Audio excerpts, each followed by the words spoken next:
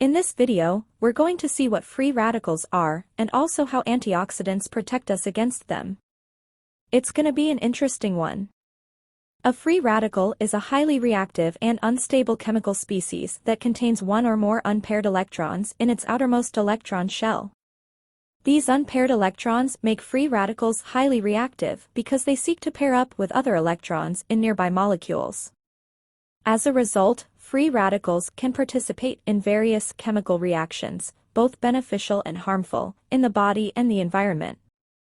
Excessive amounts of free radicals can cause damage to cellular structures, including lipids, proteins, and DNA. This process is known as oxidative stress and is associated with various diseases and aging. Some of the most common and well-known free radicals include superoxide radical. This is the primary radical formed when an oxygen molecule gains an extra electron. I'll give you one example of how this free radical can be formed. In the mitochondria during oxidative phosphorylation, a small percentage of electrons leak from the electron transport chain. These leaked electrons combine with molecular oxygen to form the superoxide radical. The superoxide radical is an example of reactive oxygen species, or ROS. Reactive oxygen species are chemically reactive molecules containing oxygen. Superoxide is an important free radical in cellular metabolism and acts as a precursor to other more reactive oxygen species. I'll give you some examples. Two superoxide radicals can react with two protons to produce one molecule of hydrogen peroxide and one molecule of oxygen. This reaction is catalyzed by an enzyme called superoxide dismutase. Hydrogen peroxide is another type of reactive oxygen species. Hydrogen peroxide can undergo metal-catalyzed reactions, such as the Fenton reaction, involving transition metals like iron or copper to generate the highly reactive hydroxyl radical. The hydroxyl radical can react with nitric oxide to produce the nitric oxide radical and the hydroperoxyl radical. There are other examples of free radicals which we'll not discuss. Let's recap the most famous free radicals. In the right upper corner, you can see the superoxide radical, hydrogen peroxide, which is not a free radical but it can generate free radicals as I have proven to you. Next, we have the hydroxyl radical, the nitric oxide radical, and the hydroperoxyl radical. To counteract the harmful effects of free radicals, the body has built-in defense mechanisms, such as antioxidants, which neutralize or stabilize free radicals by various mechanisms, which we will discuss. The first mechanism is called hydrogen atom donation.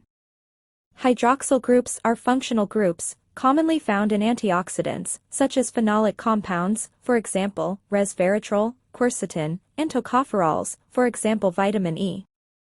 Let's take resveratrol as an example. Resveratrol contains multiple hydroxyl groups in its structure. When it encounters a free radical, such as the hydroxyl radical, resveratrol can donate a hydrogen atom from one of its hydroxyl groups. Let's say this hydrogen atom. As a result, a relatively stable radical intermediate, called the resveratrol radical, is formed. Simultaneously, the hydroxyl radical gains the hydrogen atom and transforms into water. Although the resveratrol radical is itself a radical, it is less reactive and damaging than the original superoxide radical. Enzymatic reactions may further process the resveratrol radical to transform it into a harmless product. The second mechanism is called electron donation. It's similar to the first mechanism. It's almost the same thing and you'll see why.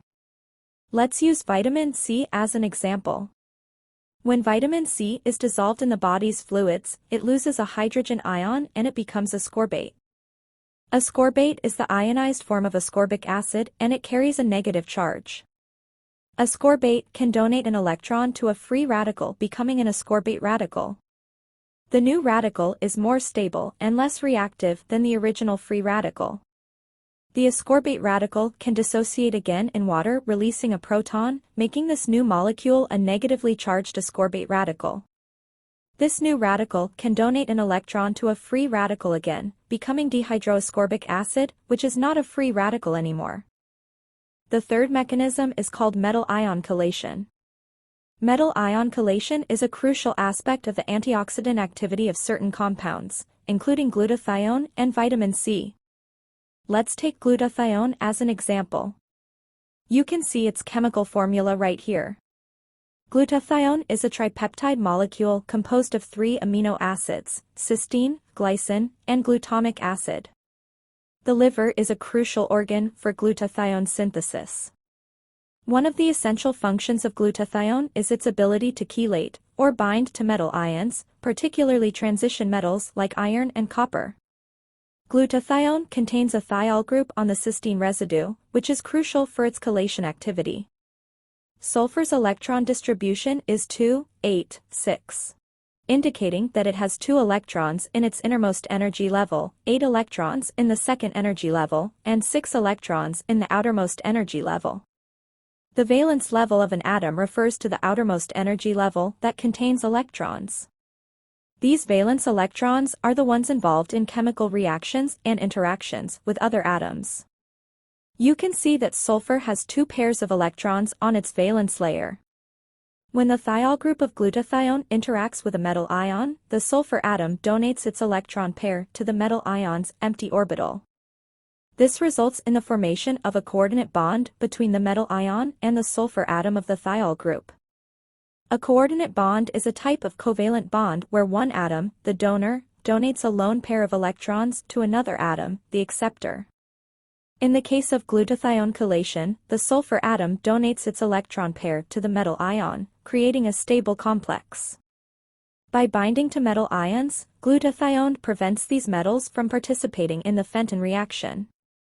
As a result, harmful hydroxyl radicals won't be generated. The fourth mechanism is called antioxidant enzyme regulation. Metals like zinc, copper, manganese, and even iron can work indirectly by regulating the activity of certain enzymes that protect us against free radicals, called antioxidant enzymes. For example, there's a crucial antioxidant enzyme called superoxide dismutase. This enzyme plays a significant role in the body's defense against reactive oxygen species, particularly the superoxide radical. Superoxide dismutase catalyzes the following reaction. 2 superoxide radicals react with 2 protons to produce 1 molecule of hydrogen peroxide and 1 molecule of oxygen. Hydrogen peroxide is a reactive oxygen species. Still, it is less reactive than the superoxide radical and can be further broken down into harmless water and oxygen by other antioxidant enzymes, such as catalase and glutathione peroxidase. Here's the structure of superoxide dismutase. Metals like zinc, copper, and manganese are essential cofactors for SOD. They help activate the enzyme and maintain its proper function in converting superoxide radicals to hydrogen peroxide. Additionally, certain antioxidants can stimulate the production of SOD within cells. For example, resveratrol has been shown to upregulate SOD expression, thereby enhancing the cell's ability to neutralize superoxide radicals.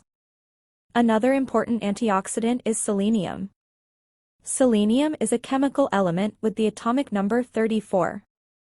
It is a non-metal with properties that are intermediate between the elements above and below in the periodic table, sulfur and tellurium, and also has similarities to arsenic.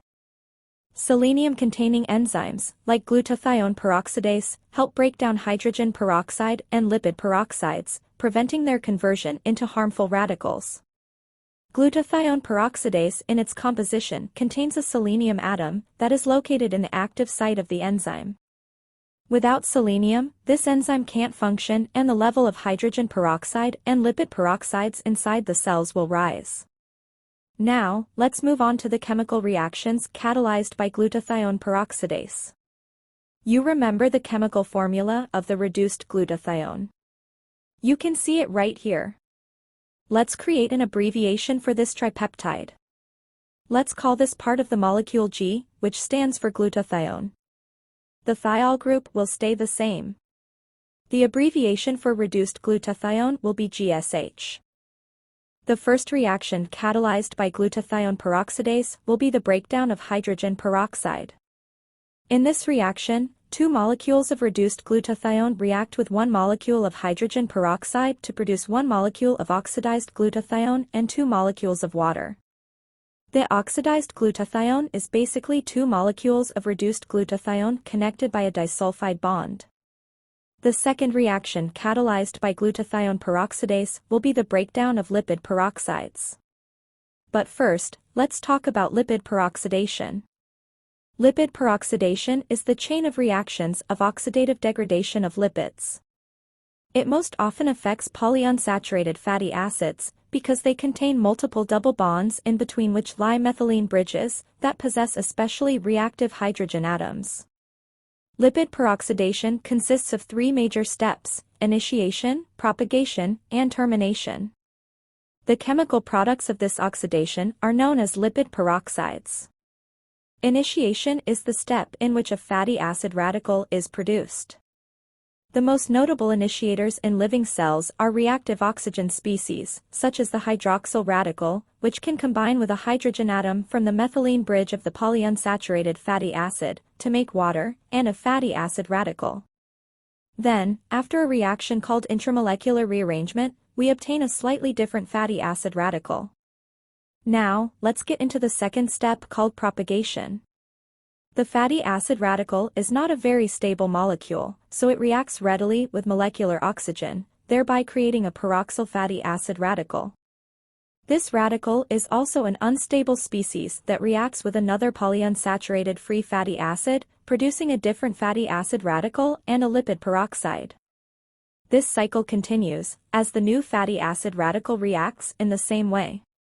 When a radical reacts with a non-radical, it can produce another radical, which is why the process is called a chain reaction mechanism. The radical reaction stops when 2 radicals react and produce a non-radical species. This step is called termination. This happens only when the concentration of radical species is high enough for there to be a high probability of collision of 2 radicals. Now, let's see how glutathione peroxidase can protect us from lipid peroxides. In the reaction catalyzed by this cute enzyme, 1 molecule of lipid peroxide reacts with 2 molecules of reduced glutathione to produce 1 molecule of oxidized glutathione, 1 molecule of lipid alcohol, and 1 molecule of water. The oxidized glutathione formed during these reactions can be recycled back to its reduced form by an enzyme called glutathione reductase, which uses NADPH as a cofactor. In this reaction, NADPH reduces the oxidized glutathione and turns into an ADP positive. The fifth and last mechanism of how antioxidants protect us against free radicals, which I'll cover in this video, is the activation of sirtuins. Resveratrol will be our example of an antioxidant. Resveratrol is known to activate a class of enzymes called sirtuins, particularly sirtuin 1. By promoting the expression of antioxidant genes and proteins, sirtuin 1 activation helps to counteract oxidative stress and protect cells from harmful reactive oxygen species. Additionally, sirtuin 1 is involved in DNA repair pathways, contributing to the maintenance of genomic stability. Activation of sirtuin 1 can enhance cellular resilience against oxidative damage and support longevity.